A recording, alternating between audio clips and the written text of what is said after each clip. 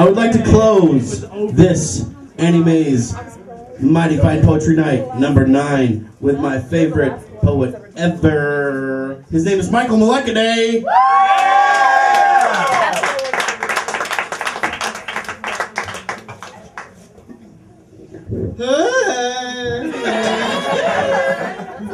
not actually that drunk, I just promised I would do it.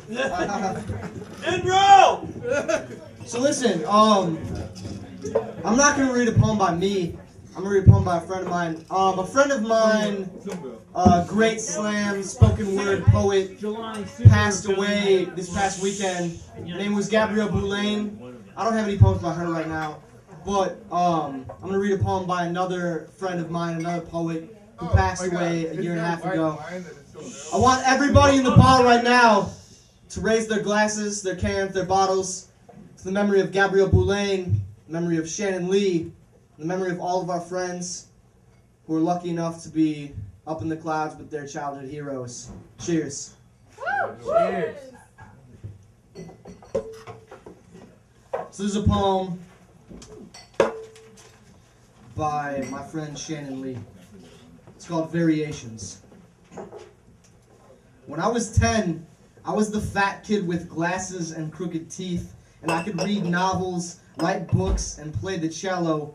None of these talents makes you popular in middle school, and 2 years later, I had as much fun mocking the girl who wore horse-themed t-shirts to school as I once had picking them out. I was brutal.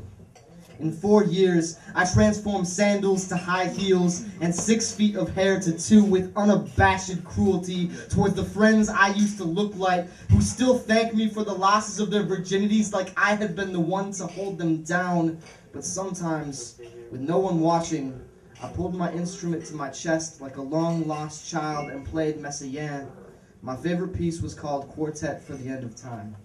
And all the emo kids in the world could not have matched the fervor with which I played. I played like I knew enough about time to understand its absence. I played everything but Bach. He seemed like a pedantic school teacher, full of steady beats and mindless repetition to me. The variation was too predictable. There are only so many ways to elaborate a theme, and I never liked remixes much anyway. I did not understand until I lost my father. He is not dead. I lost him years ago. Him 70, me 14. We tried to bridge the gap with circling steps and cautious advances, but when his hands were stung by the open palms of my adolescence, he slowly stopped reaching for me and for the distant truth of my mother, who had grown into a tree when he thought he married a sapling. He found another woman, and I slipped into the shadow of his new daughter, whose embarrassed tears at his insistence at cheering for her soccer games were the same salt that fell when he never came to any of mine. I lost him the first time I swore at dinner, and the last time I saw him, long-sleeved and quiet, knowing I could tell him, yes, I am happy, but I could not tell him why, wanting to say that I love how we used to dance, and all I really want from him is the story he made up for me in Rome, where I'm wandering through the catacombs of the great cathedral. If I heard it again, maybe I could stop looking for him in the stones. These are the variations of my father.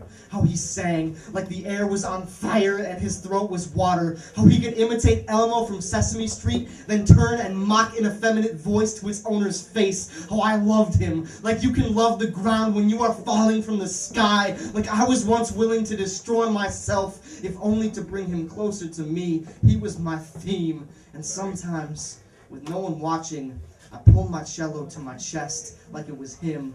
And when I play Bach, the notes spill out into 1,000 repetitions of what could have been, like returning to the burned foundation of your childhood home and lying in the ashes. I play for the lost infinity of my father.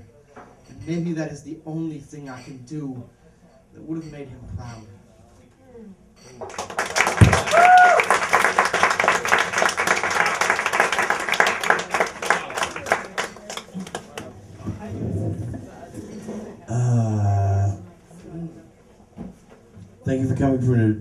Thank you for coming to Anime's Mighty Fine Poetry Night number 9. Number 9. You guys all rock.